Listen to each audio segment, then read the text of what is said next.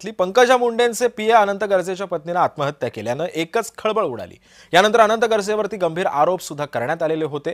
वरळी पोलिसांनी गौरी गरजे आत्महत्या प्रकरणामध्ये 3 जणांवरती गुन्हा दाखल केला आणि अनंत गरजेला सुद्धा अटक केलेली आहे। रविवारी 1 वाजता वरळी पोलिसांकडून त्याला अटक करण्यात आलेली आहे।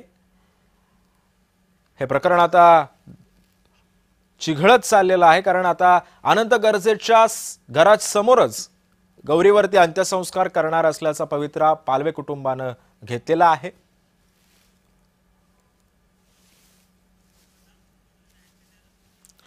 त्यामुळे ही आत्महत्या नसून हत्या केल्याचा आरोप नातेवाईकांनी केला आणि ह्या प्रकरणाला वेगळं वळण मिळालं। दोघांमध्ये कडाक्याची भांडणं होत होती। अनंतचे विवाहबाह्य संबंध होते, त्याचे काही स्क्रीनशॉट्स चॅटिंगचे हे तिने आपल्या वडिलांना सुद्धा पाठवलेले होते।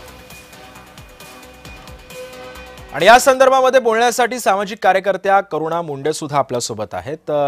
करुणाजी, आपण बघितलं असेल राज्यामध्ये हुंडाबळी असेल किंवा नानाविध कौटुंबिक हिंसाचाराच्या घटना दिवसागणिक वाढतात। आत्ताच ताजं प्रकरण आहे पुण्यातलं, ते म्हणजे वैष्णवी हगवणे आत्महत्या प्रकरणाचं। त्या मुलीने सुद्धा आत्महत्या केली, ती केवळ हुंड्यापायी। आता ही केस पुढे आलेली आहे। विवाहबाह्य संबंध होते अनंत गरजेचे आणि त्यानंतर अनेक रेकॉर्ड सुद्धा आलेले होते बाहेर। तिला मारहाण सुद्धा करण्यात आलेली होती।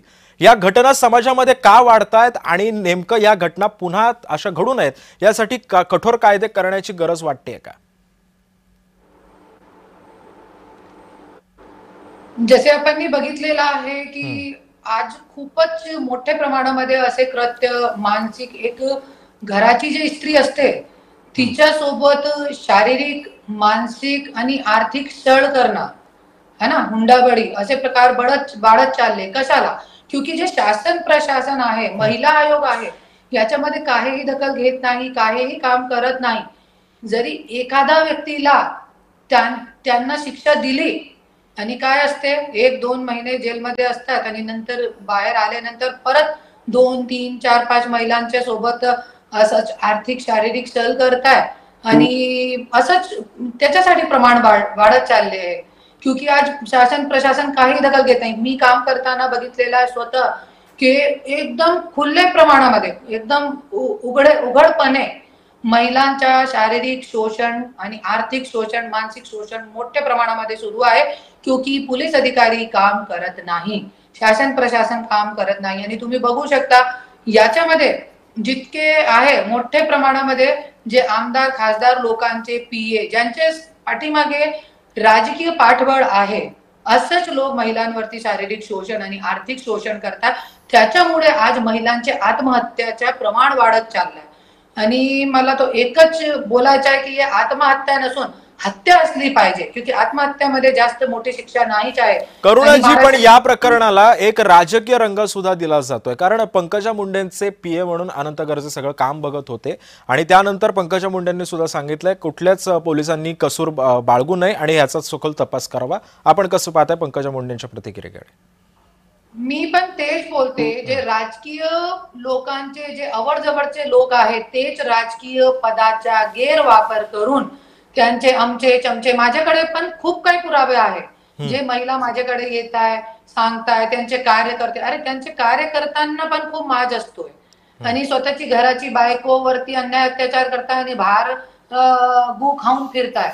असे खूप काही लोक आहे आणि ज्यांचे पाठीमागे राजकीय पाठबळ नाही आहे ते लोक जास्त प्रमाणामध्ये असं करू शकत नाही। त्यांचे छोटे कार्यकर्ता असंच करतात। त्याच्यासाठी याची सखोल चौकशी व्हायला पाहिजे आणि तळागाळापर्यंत जाऊन याची सखोल चौकशी होणं गरजेचं आहे। आणि मुद्दा असा जरी थंड पडला, आज संपदा मुंडेचा मुद्दा थंड पडला, तुम्ही बघितला असेल पूजा चव्हाण किती मोठा प्रकरण होता, 22 वर्षाची मुलगी है ना, संजय राठोडचा त्याच्यामध्ये नाव होता, तरी पण आज काय झाला, मीडियावरती चलतोय सगळं प्रकरण 10-15 दिवस आणि सगळे मीडियावरती ओरडताय, नंतर सगळं शांत होत आहे। पण आज याच्यावरती महिलांना न्याय भेटण्यासाठी काहीही पाव उचलत नाही कोणी। खरंय, नक्कीच करुणाजी। त्यामुळे आता या सगळ्या प्रकरणी आता काय तपास होतो आणि काय कोणते नवे धागेदोरे समोर येतात हे सुद्धा पाहणं महत्त्वाचं ठरणार आहे। धन्यवाद आपण आपला बहुमूल्य वेळ जय महाराष्ट्रला दिलात त्याबद्दल।